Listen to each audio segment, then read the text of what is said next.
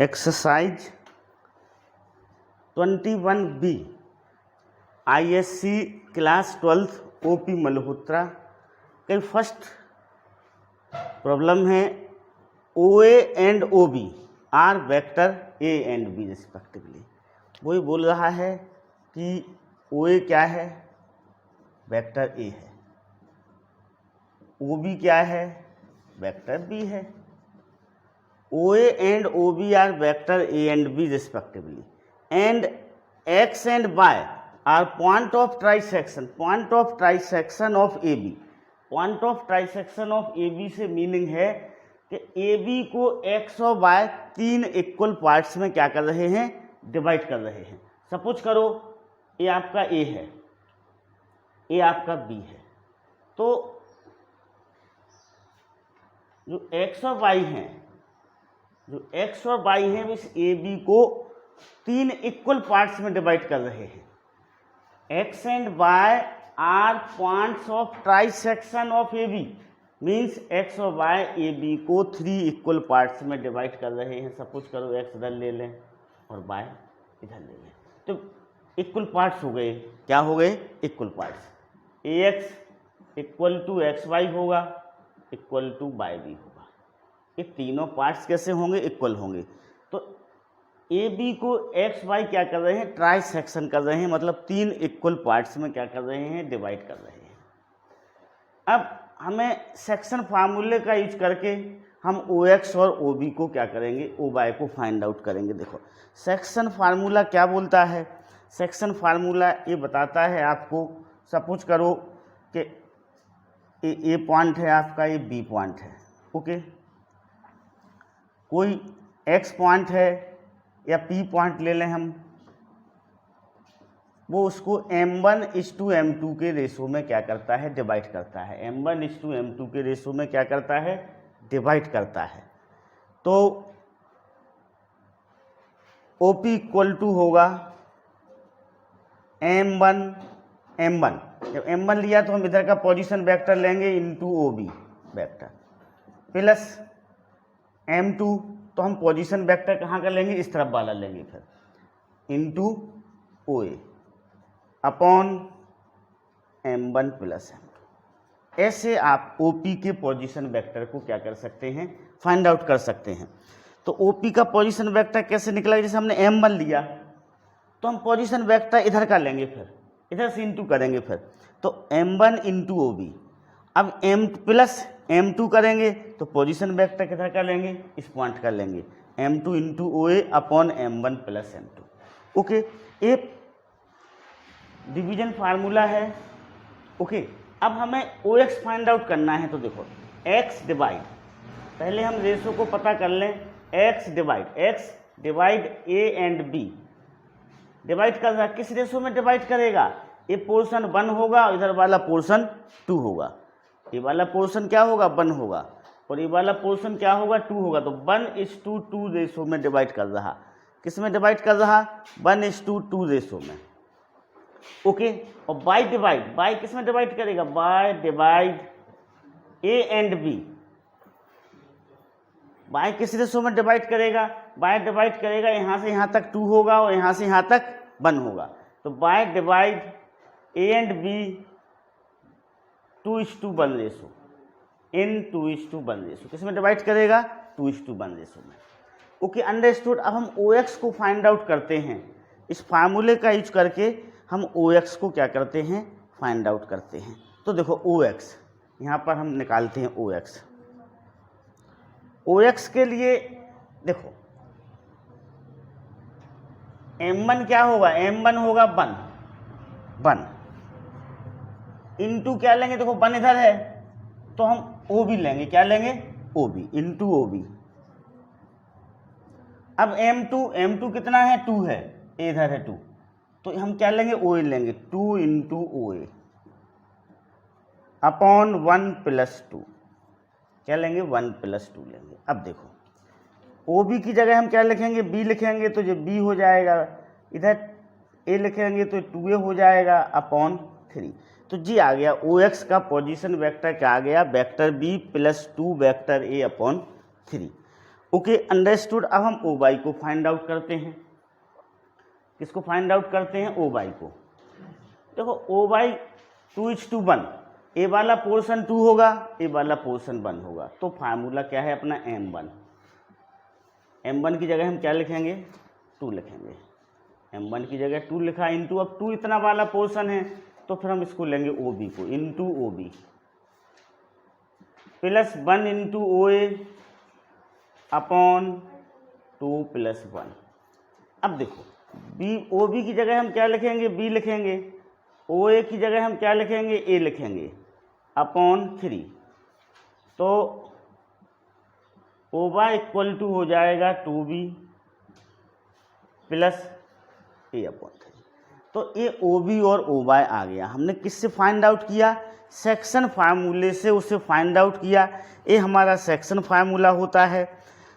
A और B कोई दो पॉइंट्स हैं, कोई P पॉइंट्स ऐसा है जो उसे M1:M2 के रेशो में डिवाइड कर रहा है। तो M1 इधर वाला M1 लिया तो पोजीशन वेक्टर हम इस तरफ वाला लेंगे, M1 इंटू OB। M2 लिया तो पोजीशन वेक्टर हम इधर वाला लेंगे, तो M2 into OA upon M1 plus M2। तो किसका पोजीशन वेक्टर आ जाएगा? इस P पॉइंट का पोजीशन वेक्टर इस फार्मूले से आपका आ जाएगा। Okay okay, now second, OA and OB are vectors A and B respectively. OA equal to क्या है? A है। OA equal to vector A है, OB equal to vector B है। इसका मीनिंग है A का पोजीशन वेक्टर A है, इस B का पोजीशन वेक्टर B है। P and Q are points 1, 4 and 3, 4 of the way along AB। AB के अलोंग में इस तरह से 1, 4 और 3, 4 है। तो इसको ऐसे समझना चाहिए। ये सपोज करो आपका A है, ये सपोज करो B है। डिनोमिनेटर में कितना लिखा हुआ है? 4 लिखा हुआ है, तो इसके हम 4 पार्ट्स करेंगे। कितने पार्ट्स करेंगे? 4 पार्ट्स। इस तरह से 4 पार्ट्स कर लिए हमने, first part, second part, third part and fourth part. तो जो P है वो 1/4 पर है। कहाँ पर है P? 1/4 पर। और जो Q है वो कहाँ पर है? 3/4 पर है। ये 1/4 होगा और ये क्या होगा आपका? 3/4 होगा। यदि हम इसको 0 लेते हैं और इसको 1 लेते हैं, तो इस तरह से हम नंबर लाइन ड्रॉ करते थे छोटी क्लास में। किसी भी नंबर को, किसी भी फ्रैक्शन को हम नंबर लाइन पर क्या करते थे? ड्रा करते थे। तो इसने बोला है कि जो P है वो 1/4 वे पर है, तो P यहाँ पर है, और जो Q है वो 3/4 वे पर है। तो देखो अब P divide A and B in ratio. किस रेशो में डिवाइड करेगा P? A एंड B को। A एक हिस्सा है और ये 1, 2, 3, ये 3 हिस्से हैं। तो किस रेशो में डिवाइड करेगा? 1:3 में डिवाइड करेगा। P divide A and B in ratio 1:3। और Q divide A and B in ratio. Q किस रेशो में डिवाइड करेगा A एंड B को? 1, 2, 3, तो 3 और 1, 3:1 में डिवाइड करेगा। किस में डिवाइड करेगा? 3:1 में। हम सेक्शन फार्मूले का यूज करके OP फाइंड आउट कर लेंगे, वो किस में डिवाइड कर रहा है? 1:3 में डिवाइड कर रहा है। और OQ फाइंड आउट करेंगे, वो किस में डिवाइड कर रहा है? 1:2 में। ओके, OB AB पूछा है, यहाँ पर क्या होगा? OQ होगा और OP होगा, ये पूछा है उसने, ठीक है। क्योंकि हमें A और B तो पहले से ही दिए हुए हैं, तो उसने आपसे पूछा है, हाँ, OAB P एंड Q, हाँ, P एंड OQ पूछा है। क्या पूछा है? पहले में OP पूछा है और दूसरे में OQ पूछा है, ठीक है ना, ये पूछा है। Okay, understood. हम देखो OP को फाइंड आउट करते हैं। OP, तो OP के लिए M1:M2 क्या हो जाएगा? 1:3। M1 की जगह हम 1 लेंगे, M2 की जगह क्या लेंगे? 3 लेंगे, तो OP ले लें हम। देखो M1 1। अब ये वाला आपका 1 वाला हिस्सा है, तो इधर वाला हम OB को लेंगे। फिर किसको लेंगे? OB को। फिर ये 3 × OA अपॉन 1 + 3, तो ये हो जाएगा आपका OP इक्वल टू हो जाएगा 1 into b plus 3 into a upon 4, this is b plus 3a upon क्या होगा 4 होगा। अब हम ओ क्यू को फाइंड आउट कर लें। देखो ओ क्यू के लिए m1 कितना है 3 है 3, तो ए आ गया आपका 3 into O B plus 1 into क्या होगा 1 है तो ओ इधर कर लेंगे O A upon 3 plus 1, so this is O Q equal to 3b plus a upon 4, क्या हो जाएगा 3b प्लस ए अपॉन 4, तो ये अपना क्या हो जाएगा फाइनल आंसर हो जाएगा। Okay understand. Now third, ABCD is a quadrilateral. ABCD क्या है क्वाड्रिलेटरल है, in which BC is parallel to AD। देखो एक पहले तो हम एक रफ डायग्राम बना लेंगे इस तरह से, ABCD क्या है क्वाड्रिलेटरल है, in which AD parallel to BC, AD और पैरेलल BC है, and their ratio of the length BC is to AD 4:7 है। तो देखो डायग्राम इस तरह से बनेगा, उसको हम इस तरह से बनाते हैं, इसको हम AB ले लें, AB ABC हो जाएगा। ओके थोड़ा और इसे छोटा कर लें, BC और ये AD हो गया इस तरह से, ठीक है। ABCD is a quadrilateral in which BC parallel to AD and the ratio of length BC is to AD, BC is to AD कितना है 4:7 है। ये लेंथ यदि 4x होती है तो ये लेंथ क्या होगी 7x होगी। Okay understood. Taking AB as representative vector, AB किसके इक्वल है B के, वेक्टर B के इक्वल है, एंड AD किसके इक्वल है 7u के इक्वल है, AD 7u के इक्वल है। ओके तो नेचुरल बात है BC कितना होगा, BC होगा 4u, क्यों होगा क्योंकि BC और AD का रेशो कितना दिया हुआ है 4:7 दिया हुआ है। AD का मैग्नीट्यूड यदि 7 है तो BC का मैग्नीट्यूड कितना होगा 4 होगा, क्यों होगा क्योंकि BC इज टू AD 4:7 दिया हुआ है, AD का मैग्नीट्यूड 7 है तो BC का मैग्नीट्यूड क्या होगा 4 होगा। ओके तो फर्स्ट का आंसर हो जाएगा BC इक्वल टू क्या होगा, हम डायरेक्ट लिख सकते हैं 4u होगा, क्या होगा 4u होगा। Okay understood clear. अब सेकंड आता है AC तो AC को हम क्या लिख सकते हैं AB प्लस BC लिख सकते हैं। AC return AB plus BC, B से B कैंसिल हो जाएगा तो क्या बचेगा AC बचेगा। अब यहाँ पर AB क्या है आपका, AB है V और BC कितना है 4u है, तो AC इक्वल टू हो जाएगा V प्लस 4u। अब थर्ड BD तो BD इक्वल टू क्या होगा BA प्लस AD, इसे कैंसिल हो गया BD बन गया।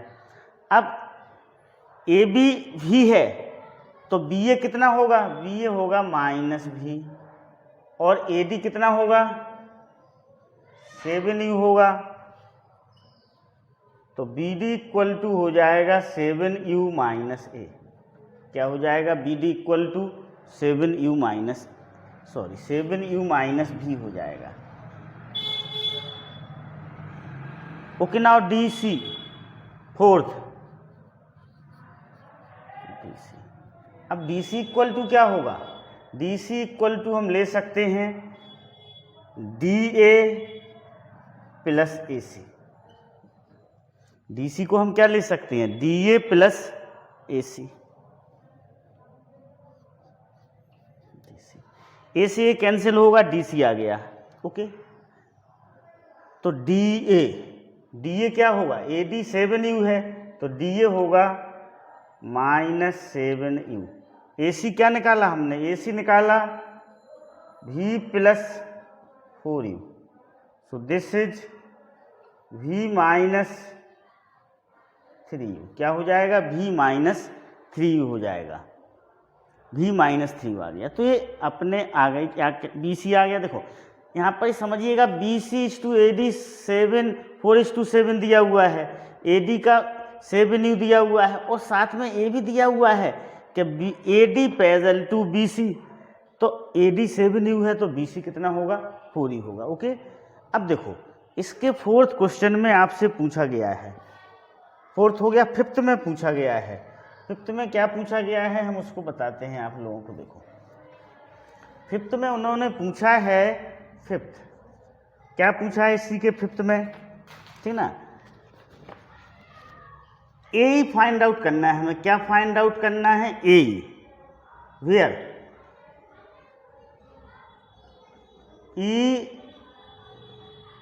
ए फाइंड आउट करना है, वेयर ई इज कैसा है, E is on B D. E किस पर है, बी डी पर है। E is on B D such that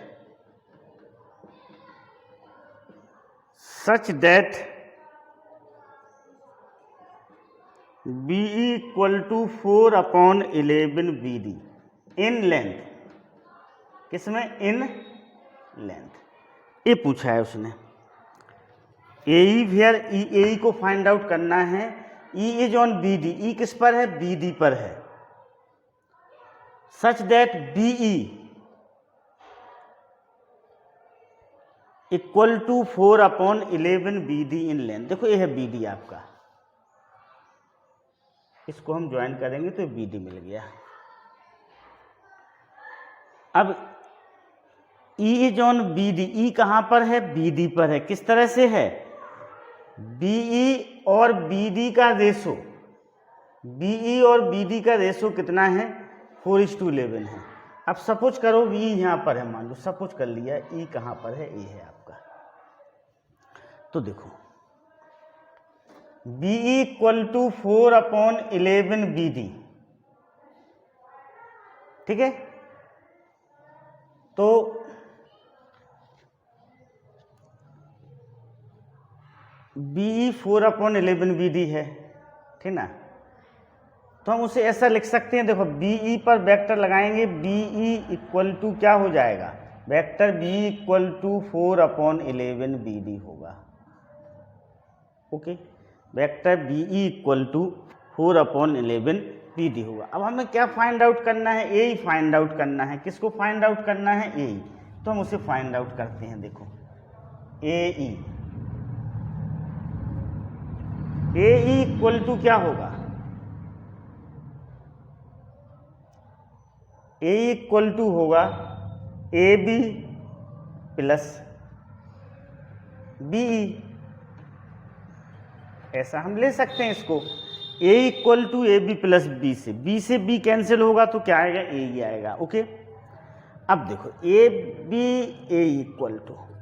AB कितना है, AB आपका V है और B कितना है, 4/11 BD है, 4/11 BD है। तो BD की जगह हम लिख सकते हैं, V हो गया, ये 4/11।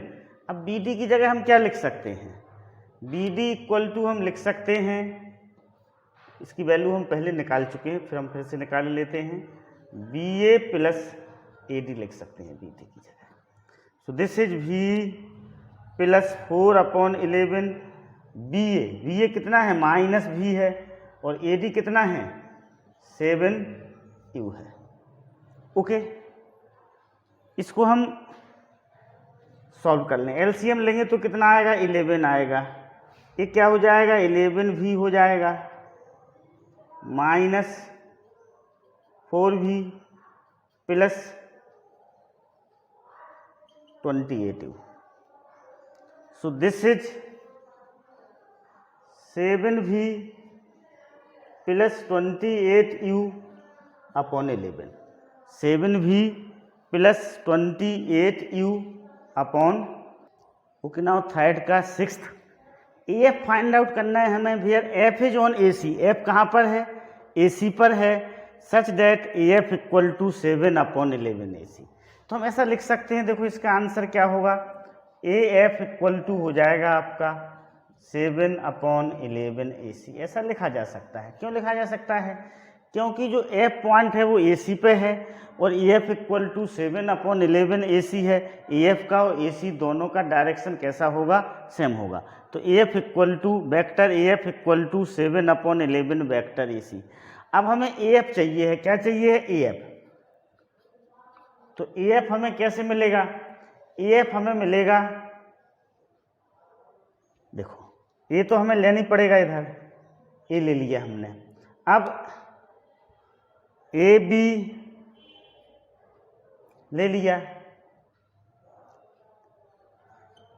ए बी लेते हैं हम, सपोज करो।